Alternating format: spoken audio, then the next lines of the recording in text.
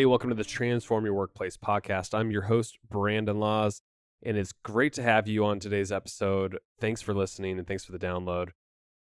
Today's interview is with Jennifer Goldman Wetzler. She's a PhD and author of the brand new book out today, February 25th.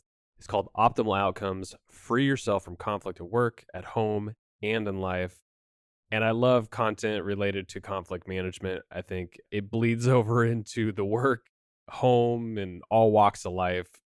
Nobody's perfect, so we all engage in conflict one way or another, whether we're avoiding it altogether or we find ourselves in this conflict loop, as Jennifer states in her book. But she helps us get out of that conflict loop, and she gives us tons of tools and resources and ideas for breaking that conflict loop and finding the optimal outcome and the ideal future. So you're going to get a lot out of this podcast.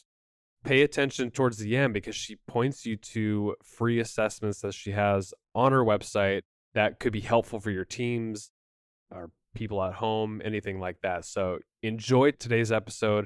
Please go over to Apple Podcasts and give us a written review, or just click the 5 stars. That would be amazing too. We've been booking some amazing guests, and it's all thanks to the reviews. So continue to do that. I also love hearing from you. So reach out to me on LinkedIn, Instagram, direct messages, whatever. Just send smoke signals. I don't really care. I just love hearing from guests and hearing what's important to you, because it really does help shape the content for the future. So thank you so much for the support. We'll talk to you next week. Hey, Jen, it's great to have you on the podcast. Great to be with you, Brandon. Thanks so much for having me. Okay, so you have a book out today, Optimal Outcomes: Free Yourself from Conflict at Work, at Home, and in Life. Oh, conflict. Why are we having so much conflict? I mean, you're a conflict expert, but yet you've had conflict throughout your life too. Yes. You start your book by talking about breaking free of a conflict loop you had with your mother. Talk about that. Well, none of us are immune, right? So just because you teach conflict for a living or teach people how to deal with conflict — I don't teach conflict, but I teach people how to deal with it — doesn't mean that it doesn't crop up in our own lives. And so the story that I tell in the book is about my mom and me, very classic. It turns out, I had always kind of not been very proud of the fact that my mom and I had these fights that really became explosive. And once I started talking about it, first with students in my course at Columbia that I teach on conflict freedom, and then gave a TEDx talk about it, it turns out lots and lots of people have this exact same kind of thing. So basically, my mom and I would be really at each other's throats. And it was all about, she wanted me to call her more often. And I just felt like my life is so crazy busy. I'm a working mother. I have 2 young children. I have a burgeoning career. I'm running around all the time. And she would just want me to drop everything and talk to her the moment that she called, or that's how it seemed to me. And so, of course, we would just kind of get into these screaming matches where, one of Really? us would fling down the phone. Oh, That's no. how the book begins. And, it would end with sometimes us not talking for a couple of days, or eventually my father would intervene and call me and Yeah. say, hey, so not good. And eventually I just said, look, like, we cannot continue like this. This is not going Yeah. to work for me.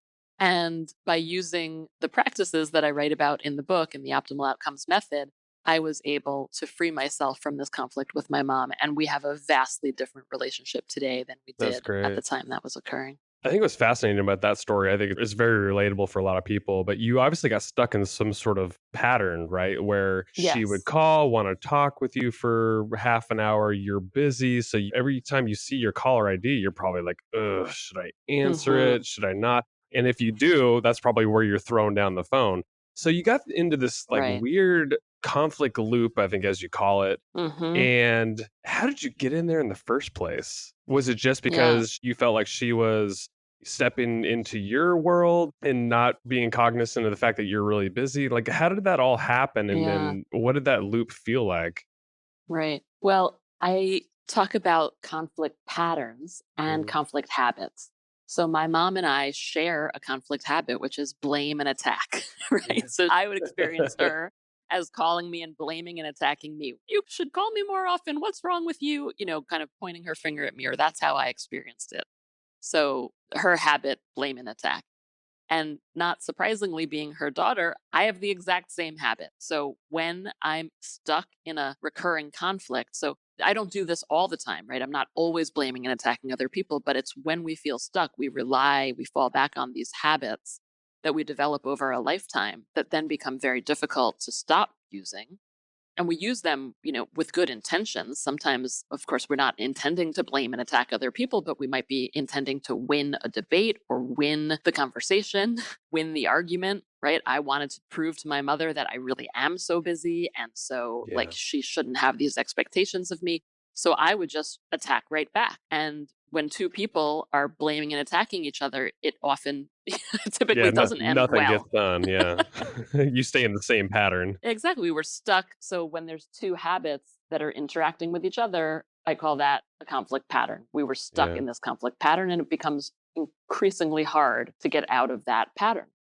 So that's why I talk about the work as freeing ourselves from conflict, because the work is not to resolve anything, right? When you're blaming and attacking another person and they're doing the same thing with you, the idea that you're going to suddenly resolve that, I mean, that's what my mom and I had tried to do for years, was try to resolve this. My father would try to resolve it, but no matter what we did, it just kept rearing its head again. Sometimes it would take weeks, sometimes it would take months, but eventually it would come back up again. It just depended on the Yeah. circumstances or how maybe tired we were that day. Yeah. So the work is really to identify what is my conflict habit. So I named one of them, which is blame and attack.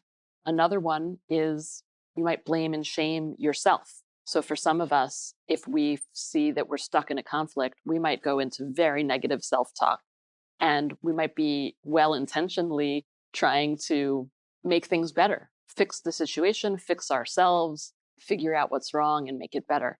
But the end result, typically, if we do this in a habitual way, is that the Mhm. conflict just keeps on going around and around. And we're sitting there kind of stewing in our own negative self talk, which doesn't help anybody. Yeah.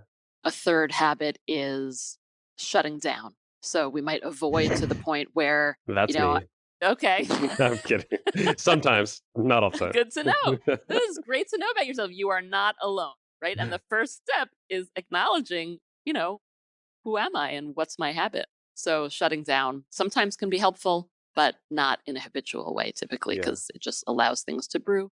And then counterintuitively, the fourth habit that I talk about in the book is relentlessly collaborate. So this is, we've all been taught in this day and age, in organizations in particular, collaboration is where it's at. That's how we need to show up. That's how we need to work with other people.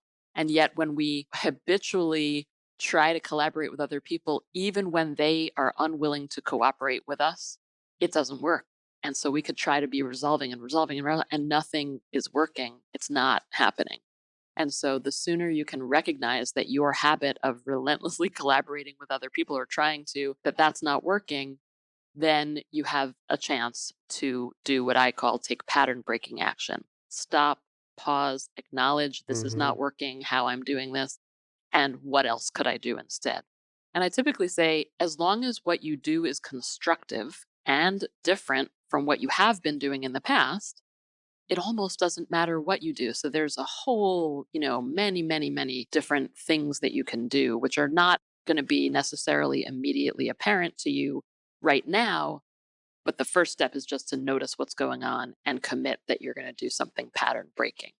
And then there's lots of other For parts people of how listening, to I'm do that. sure that they've inevitably gone through some sort of conflict resolution training or listened to a podcast or read a book on it. I'm really curious what you believe are the biggest myths out there about, like legacy conflict resolution tactics. Because in your Hmm. book, you even specifically mentioned like people like, Roger Fisher, who wrote Getting to Yes, and Bryce Patton, who wrote Difficult Conversations. In you, too, like you came kind of after them. They teach conflict resolution differently than experts that may have come before you guys. What's different about your approach compared to Hmm. people out there who, claim to be experts in conflict resolution, be Hmm. maybe not as effective?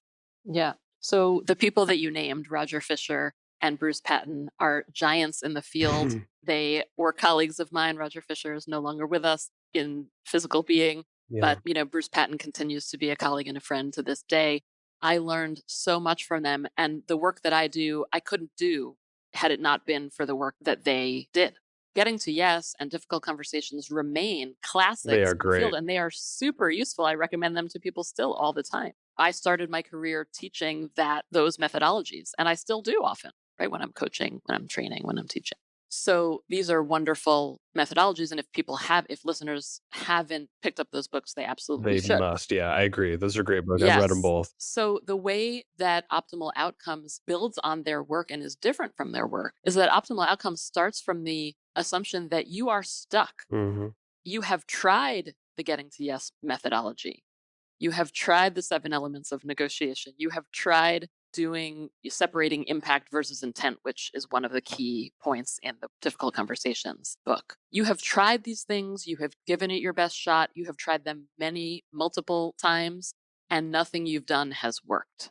And when that is the case, trying again is not likely to free you, is Hmm. not likely to resolve the situation. And that's where the optimal outcomes method comes in.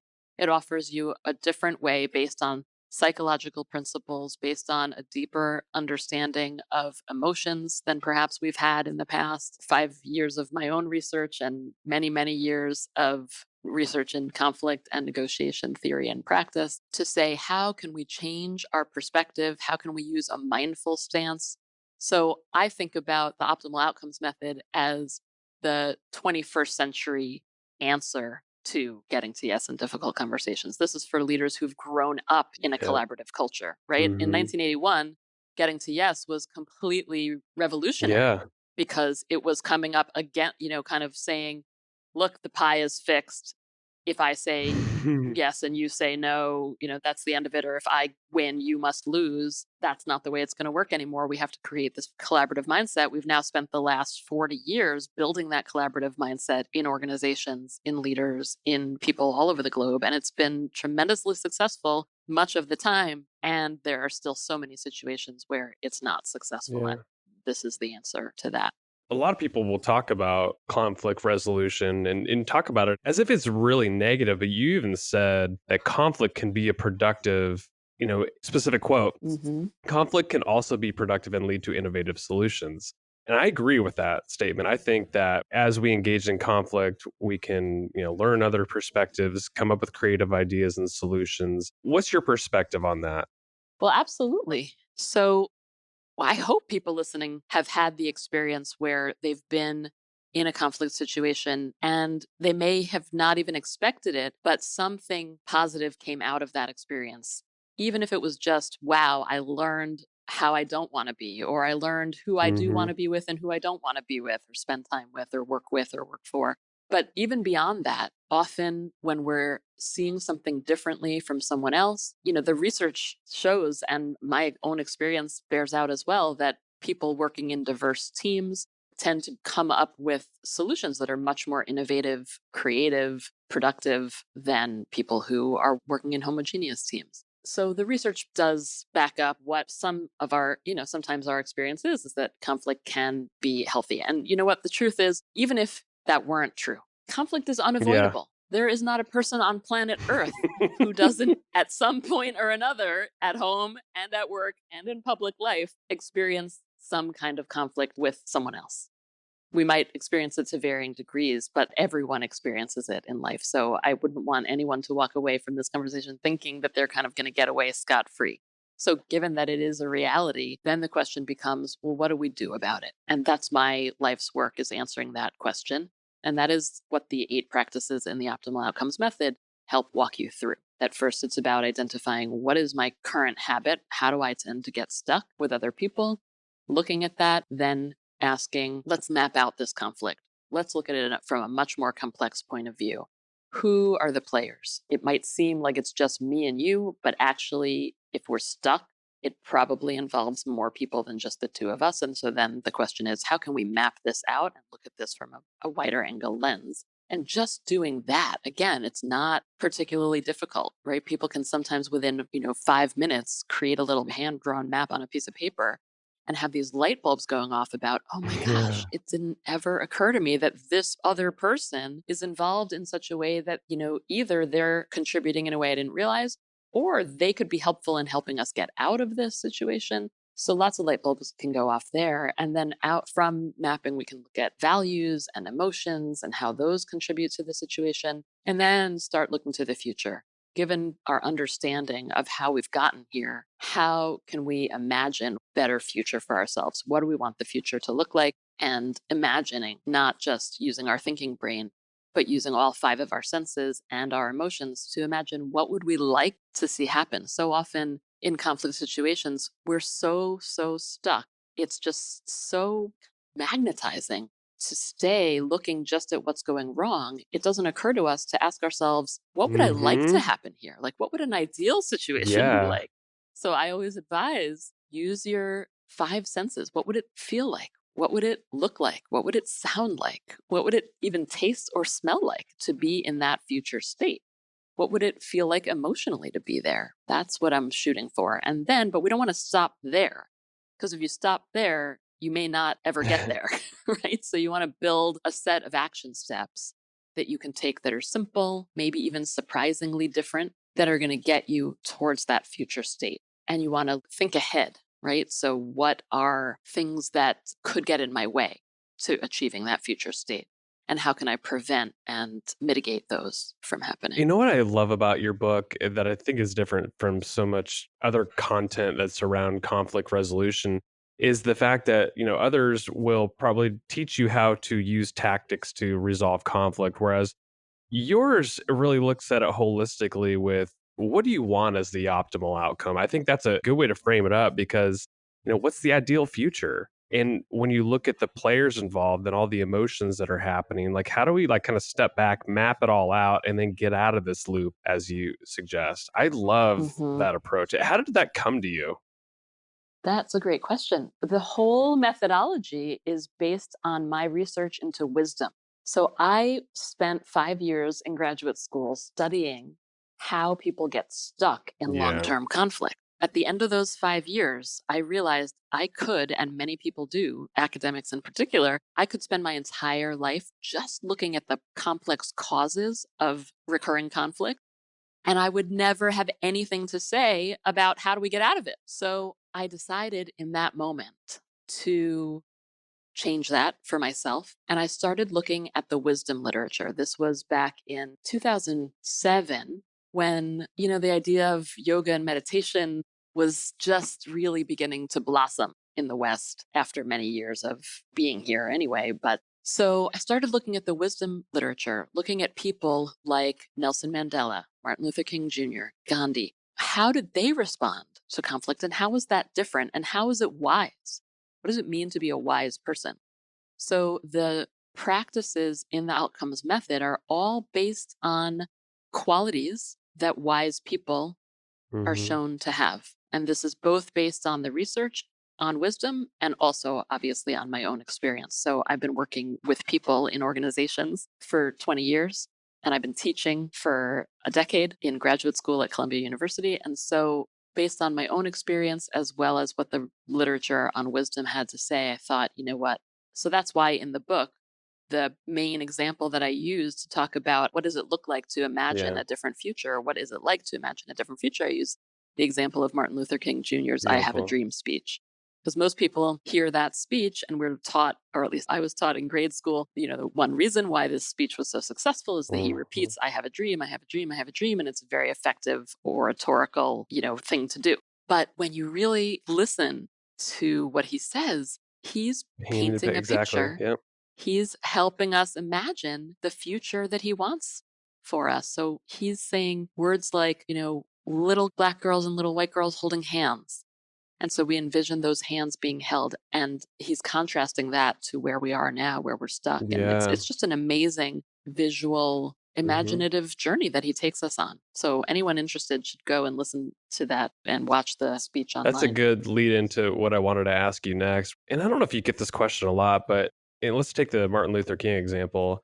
What if somebody's optimal outcome, their ideal future state, the picture he's painting for everybody, what if others don't align with that? So let's say I'm in a conflict with somebody, Hmm. my ideal future is it Right. does not align with theirs, and so the conflict still exists. Is it a lost Yes. cause? Where do we go from there? Yes. That's why the book is called Optimal Outcomes. And so I define optimal. And that's also why there's not just one main practice in the book, Yeah, good point. but there are 8, because the other 8 are a balance to the imagining a future. What I mean by that, so let me first define what is an optimal outcome. It's one that both maximizes your vision or your imagination of an ideal future, and it also maximizes reality. It takes into account the reality of the people that you're dealing with and the situational constraints that you're under. I think working on both of those axes, so if you think about them as one is on the x-axis and one is on the y-axis, and you're kind of going for the top of the corner of that graph, you want to maximize both of those. You want to optimize for both of those. And I think they're both equally as difficult as each other, right? We often wish, like, what's the one thing people really want in conflict? We just wish it would go away. We want it to be done. We're just like, magic I don't know. wand, just Some like people like make this drama, so maybe they disappear. like being in a state of conflict all the time. And I'm not one of those people. In fact, I've never had Maybe. conflict ever. No, I'm just That's a kidding. great point. Well, that's a great point. And that, what you just said, confirms what you said about that you think your habit is to avoid. Because people who would like drama might not avoid it. They would kind of go after it with They'd gusto. lean in. Yeah, exactly. Exactly. Maybe some of us more than others. Most of us want it to just disappear and go away. And one of the best things we can do is notice when we're wishing that and ask ourselves, what is the reality I'm dealing with? Who am I dealing with? What may be going on for them that I don't know anything about? And acknowledging that can help us, again, create pattern breaking action. Let's try doing something different. If I've been pushing and pushing and pushing and it's just not working, what else could I do given the reality of the fact that this person is just having Mhm. none of it? Like, they're just not going to do what I'm asking them to do. So I hope does that answer your Oh, question? totally. Yeah. There's something I wanted to touch on, and I'm totally jumping around, but I thought it was so fascinating. There's a couple tables, and I think you used a couple examples of conflict, and then you looked at the ideal future, which is collaborate, staying in conflict, do nothing, walk away alternative, which would be probably taking action in an alternative way. And then you had a cost benefit analysis, and it basically filled out this table. How could people use something like that when they're dealing with some conflict? Is it a healthy exercise to do something like that, where it's kind of essentially a pros cons list, looking at the benefit to taking action in a certain way? What do you think about that? Yes, absolutely. And in fact, if listeners go to the optimaloutcomesbook.com website, there are Mm, resources. So if you click on the tab that says resources, you'll see 8, or I think it may be even 9 or 10 different resources. And the one that you're talking about is called the Reckoning yeah. resource. And it's a blank template that you can fill out. And when you have the book, you will see a completed version of that template, so you have a sense of what the story in the book is all about. There are actually two different examples of the Reckoning template in the book. One about Bob and Sally, Bob is the CEO and Sally is his head of sales.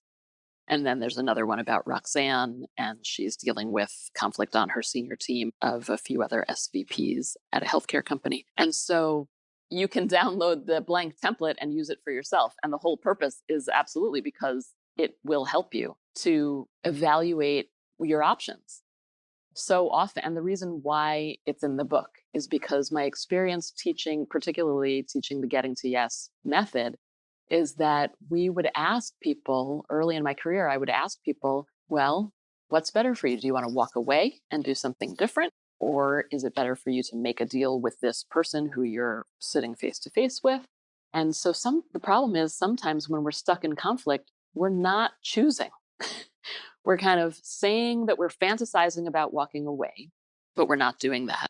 For example, if I'm in conflict with my boss, I might be fantasizing about quitting and finding another job, but I'm just working in such a Hmm. ragged, crazy, around the clock way. I'm not even spending any time fixing up my resume or going onto LinkedIn or talking to people in other companies. So I'm fantasizing about that. And so I'm just stuck.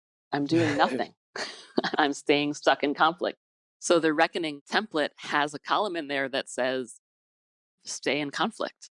And I want us to all recognize when we are making that choice, because I've seen way too many really smart, highly intelligent people stay stuck in conflict without realizing that that's what they're doing. So, the template that you're talking about, the reckoning template, helps you see in black and white, and you're the one filling it out. What are the benefits of doing each of these, and what are the costs that I'm paying? So, if I fill this out and I notice that I'm paying a ton of costs for staying stuck in conflict, and I might pay equally as bad costs if I try to keep banging my head against the wall trying to collaborate with my boss and it's just not working. I might notice that walking away is going to have fewer costs and more benefits than each of these other two, either stay in conflict or continuing to collaborate with my boss. So it just helps us really become clear about what it is that we're doing and the costs that we're paying. And then, if we see that we're paying a lot of costs for staying stuck or trying to collaborate, and we choose that that's what we want to do, fine. But at least I want us all to be aware that those are the costs we're paying and make that choice consciously instead of making it unconsciously while fantasizing about other things that we never actually pursue.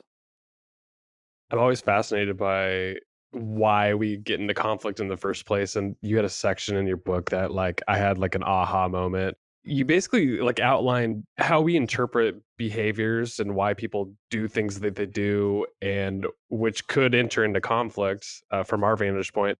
And then you outlined their possible shadow values. Explain what shadow values are. Maybe give us a couple examples. Because honestly, I never really heard of it this way, but it makes such sense. Like we look at things a certain way and we think we're right the way we're interpreting it, but it's maybe from somebody else's vantage point. It's not at all the reality. Yeah. So, in organizations today, many of us have gone through exercises where we're asked to identify what are our values, or we may even be told, or we may be asked to participate in identifying what are our organization's values or what are our team's values. And that's a great exercise to do. I call those ideal values. Those are things we care about in life that we're proud to say we care about. In contrast to ideal values are shadow values. These are things we really care about in life that we're not proud to admit to anyone that we care about. And in fact, we won't even admit these Mhm. shadow values to ourselves. We push them down into the shadow. This is a kind of reference nod to Carl Jung, who talked about the shadow self and the ego and contrasted them. So these shadow values run our lives without us realizing it. And as you can imagine, if you and I, for example, are having disagreement or we're stuck in a conflict and my behavior is being run by a shadow value, for example, if what I really care about is being recognized for my achievements and I'm not willing to admit that even to myself because I've been taught to have a value of modesty, and modesty and humility might even be an ideal value of mine, right? So I walk around thinking about myself that my identity is I'm someone who has modest and has humility, and yet I'm being driven by this need for recognition. You can imagine, right? You and I are built the same, by the way. Unless you just pulled that example out of nowhere, and that's not really true. Right. But that is me to a Well, T. again, I think this is one that is so universal, maybe even particularly in Western culture, right? That, people want to be recognized for what they've done. Very often, we don't all share shadow value. And in fact, one really interesting thing that I noticed early on in teaching this methodology. So I have students come and anonymously write all of their shadow values on one big flip chart and write all of our ideal values on a different flip chart. And then we'd stand back and look at what are the patterns across these two flip charts. And we'd notice that a lot of the same values are on both flip chart pages. And that's because what's an ideal value for me might be a shadow value for you, and vice versa, right? So, and it can depend on upbringing, culture, religious background, organizational culture, you name it. There's so many different factors that influence how we develop both our ideal values and our shadow values. So if I grew up in a family that I was taught humility is where it's at, which trust me, so many people that I've worked with, advised, coached have really star achievers, have many of them, it turns out people are taught, it's good to have humility. And so in any case, It depends on how you were Hmm. raised and the kinds of messages you got when you were growing up. So, just the ability for us to recognize our own shadow values can drastically reduce the amount of conflict that we're experiencing in a situation when we can recognize, wow, I have been wanting recognition and I wasn't even acknowledging that to myself. Now that I am, I wonder, how could I honor that? Sometimes it might only be necessary to honor that within myself in my thoughts. I don't even need to speak that or act that in any necessarily specific way. Another way that shadow values can be helpful is we can take our best guess at what other people's shadow values might be. There's a lot of risks in doing this because, of course, if someone else can't acknowledge for themselves that they care about a certain thing, it's impossible to ask them, right? You can't walk up to someone and say, "What are your shadow values?" because they have no idea at a conscious level, unless they've also done this work. So that can be the power also of having someone do this work along with you, is that if you're both identifying, what might my shadow values be, then you actually could potentially have a conversation about it. But it's not necessary. The beauty of identifying shadow values is that it's not even necessary to talk about shadow values. What is necessary is to acknowledge what yours might be and also to take a best guess at what someone else's might be. It gives you so much empathy for them. So when I acknowledge that, wow, my mom might have a shadow value of love, that she was expressing her love by asking me to call her more often. And she couldn't just come right out and say, Oh, I I want you love to that. Yeah. call me because I I love know. you. Yep. Because that's not how she grew up, right? That's not 1950s Brooklyn. So she was doing it in a way where love Yep. is kind of a shadow value for her. And she even recently said to me, I think my shadow value might be love and family. And I said, I thought that maybe too. So these can open up all Yeah. kinds of ahas and insights that are not possible So before. talking about them is probably pretty helpful because most people can't read minds, so we wouldn't know what their shadow value is. So yeah, opening up the doors, I like that. Right. That's good. Yes. But I want to Mhm. clarify, it's not necessary to talk about shadow values. And in some cases, it's not necessarily even advisable. It could make things worse. So, some of this work, you do need to use your best judgment about what you think is going to either Yeah. free you from conflict or not. And, the whole book and the whole methodology is all about keeping the focus on the goal is to free myself and ideally others too, but at least at a minimum to free myself from conflict. It's not to be right. It's not to win the argument. It's to free myself from the pattern I've gotten locked in with this other person or people. And when we have that as a goal, we might realize, gosh, I don't even need to talk about shadow values with Yeah, someone good point. else. It might inflame them more. All I need to know is I've gotten some empathy for them. I'm going to stop pushing them in the way that I have been, or I'm going to stop doing XYZ. I mean, the focus of all of this work is really on ourselves. We have the power within us already, always, to free ourselves. We don't need anyone else's agreement, help, conversation. We really don't. That's also how this methodology differs from getting to yes or difficult conversations, is that the focus is really on the locus of control, which is with ourselves, inside of ourselves. I love it. Jen, if somebody picks up optimal outcomes today, how should they read it to get the most out of it? Is there a particular way in which you suggest people read it, go through certain sections, take a lot of notes, go through the exercises? What do you think? That's a great question. I would say read it ideally as a whole picture in its entirety, or at least skim it in its entirety. Like, think of an example at least. Do you think like coming with like, oh, and here's a conflict example that I had, and then go through the book that way with that in mind? Would that work? Oh, yes. Okay. Yes. And I don't mean everybody has to And read they every should. single They should. word of the Yeah. book, although, of course, that would be lovely. But I mean, if you pick out one chapter, as I said, some of the chapters are balanced by other chapters. So you're going to be missing the balance. So just like take a bird's eye view of the whole thing. But absolutely, end of the very first chapter of the book, I ask you, before you even continue reading, think of a situation in your own life that you could apply. And I give you some criteria for what kind of situation to choose so that you'll get the most out of the book. Awesome. So you should definitely do that. Jen, it's been great having you on the podcast. I kept you a little long, almost at 40 minutes today, but I really appreciate you coming on to talk about your book, Optimal Outcomes. It's out today, so I encourage people to go get it. Where can people either find the book? I assume Amazon and some other places, but where can they find the book, learn more about you and anything else that you're up to? The best place to go is optimaloutcomesbook.com. And there you'll find all the resources that we talked about. So templates galore. If you're someone who likes to fill out stuff Yeah, and make it your own, you have lots this and audience lots does, there. trust me. And then there are also 2 assessments. So these are very short 7-minute quizzes.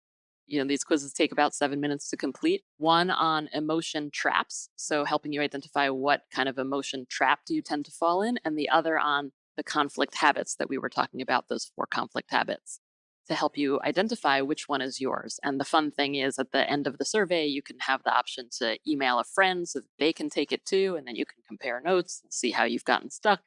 So, great thing to do with teams, with spouses, with family members. You'll find all of that at optimaloutcomesbook.com. Awesome. Jen, thanks for coming on the podcast. It was a pleasure. Thank you so much for having me, Brandon. Great to talk with you.